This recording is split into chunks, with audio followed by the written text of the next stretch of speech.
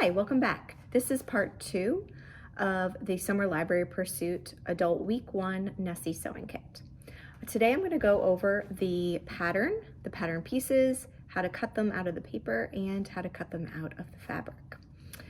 In your box, you'll have your instruction and pattern packet.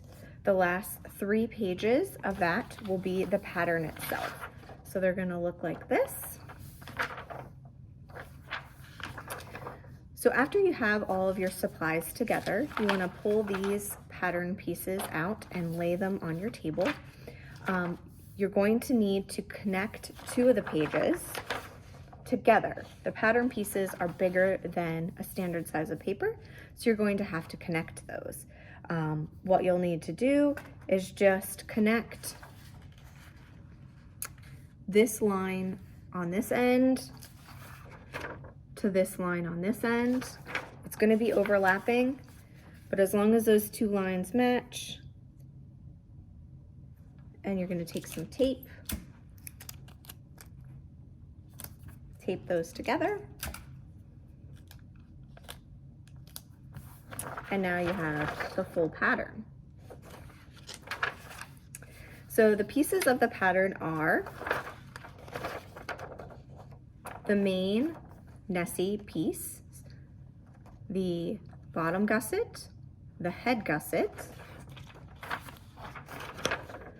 the front and back fins, the head fin, if you decide to do that part, we won't be covering that, the spots, and then the appliqued eyes, if that's what you would like to do, but we aren't going to be doing the appliqued eyes in the tutorial.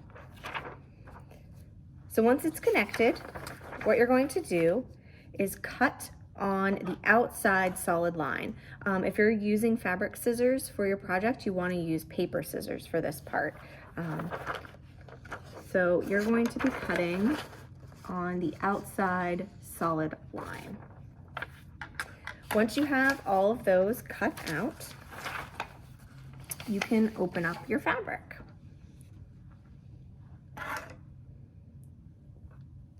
So you can lay that out on the table.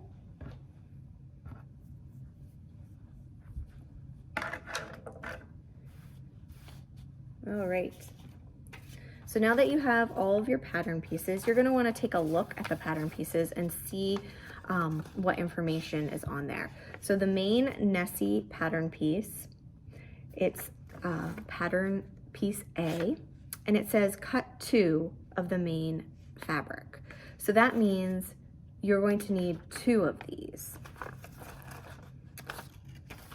This one is pattern piece E, the bottom gusset. It says cut 1. So make sure you go through your pieces and see how many of each you need. For example, the fins on the pattern, it doesn't say it right in the fin, but on the pattern paper, it says to cut 4 of each. So using the pins that are in your box, you're going to lay out your pattern pieces and pin them to the fabric. Now, you're going to want to place them close together, not super close, but you do want to get them snug on the fabric. That way you have enough to finish the project, especially if you're planning to do the extra head fin or any other things. You want to make sure you don't run out of fabric. You also need to keep in mind if you need to cut more than one piece, you want to leave room for doing that. So we're going to place our pattern pieces on the fabric. We can use our pins to pin them on.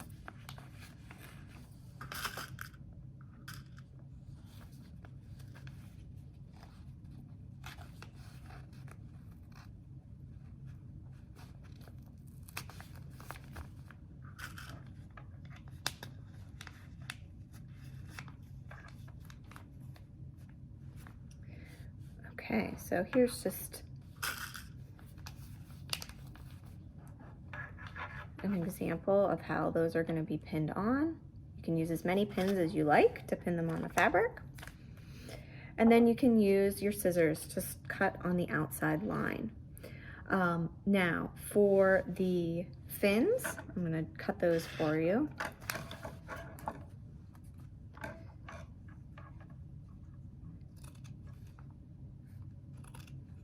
Since we need 4 of the fins, that means you're going to have to cut the piece out and then place the pattern piece back on the fabric and cut it out some more. So what I like to do with that is do those all together so that we don't lose the pattern pieces. So I've cut out this fin. I'm gonna place the cut one to the side and then put this back on my fabric to cut it again. And then you will have multiple pieces, and then you would do this 4 times for this particular piece.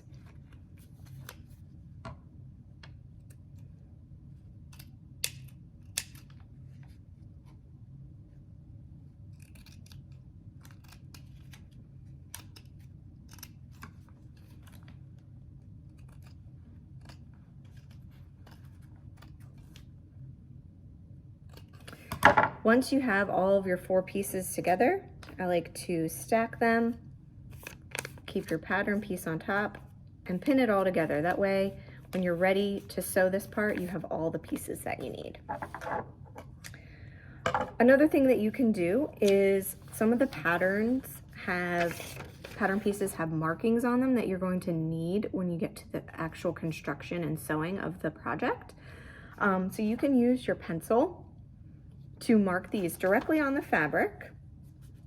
So on this particular piece, you're going to need to know where 2 is and 1. There's 2 1s right there, 3 and 4.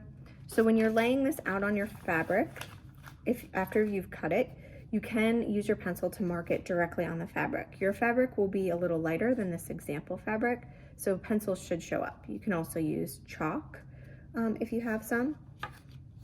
Or you can do what I do, since I have a little more experience with patterns, I can just make sure I keep the pattern piece at hand, and when I get to that part, I can eyeball where that spot is and mark it at that time.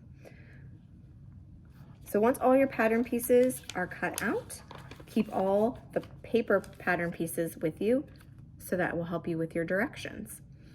In the next video, we're going to cover the sewing of the spots on the side of Nessie and the eyes and the flippers.